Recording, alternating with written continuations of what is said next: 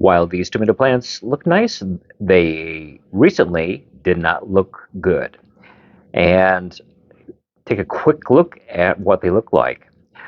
I had been out unexpectedly, and the leaves and branches started to wilt quickly after all the water was depleted in that grow bowl. Originally, the three tomato plants in that garden looked like this.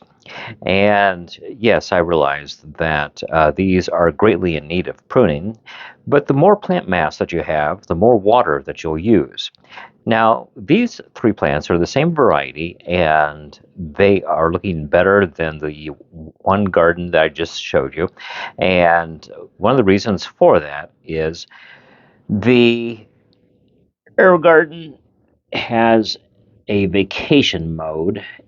Well, I'll kind of zoom in on that. The one that looks like palm trees, and that's rather hopeful, isn't it? So you can see that this garden also says low water. But because of the vacation mode, I've used less water, and the plants have remained relatively healthy. So these leaves that you see here, some of the branches, during a period of low water, the plant will start to self-sacrifice a little bit. And if you take a quick look, you'll notice on some of the plants that they will start to lose these leaves and branches that do not have flowers on them, and also branches that are under this upper canopy, kind of like what you see here, and it will sacrifice some of those in efforts to what I would probably say maintain its ability to set fruit and blossom. So, point number one is act quickly because seconds, minutes count when plants are in distress. Second, add water only or water with a weak nutrient solution because the plants will quickly pull up a lot of water to replace what was lost. Third, prune off any unhealthy branches and leaves, as well as remove any debris that is on top of that grow bowl. Four, if you have lights that are too close or strong lighting, reduce your lighting, and that will give a softer light that allows the plants to recover. Number five, if your plant is going to not be recoverable, consider coming in and taking a clone cutting. I would suggest getting a nice branch like this and rooting that, and that will give you a jump start if you're happening to choose between totally losing a plant and starting over.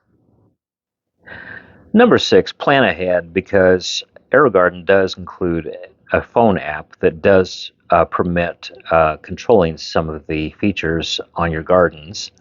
And if you have that available and you're not around, it will certainly come in handy. And point number seven, it helps to have a spare plant I can keep around that I can take cuttings off of, because if the garden I showed you was totally lost, I could easily come in and take cuttings off of another plant such as this and quickly restart that garden.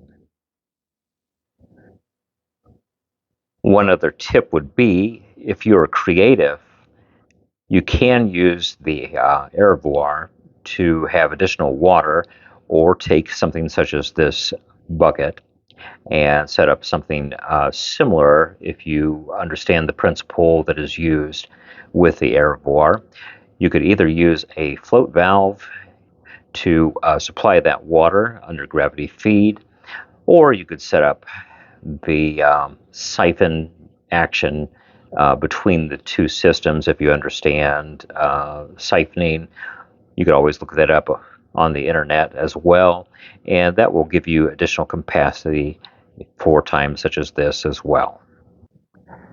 So hopefully these tips will help you out if you're ever in the same position as me, as well as helping out gardens who travel frequently. And hopefully you should be able to get through those times with these tips.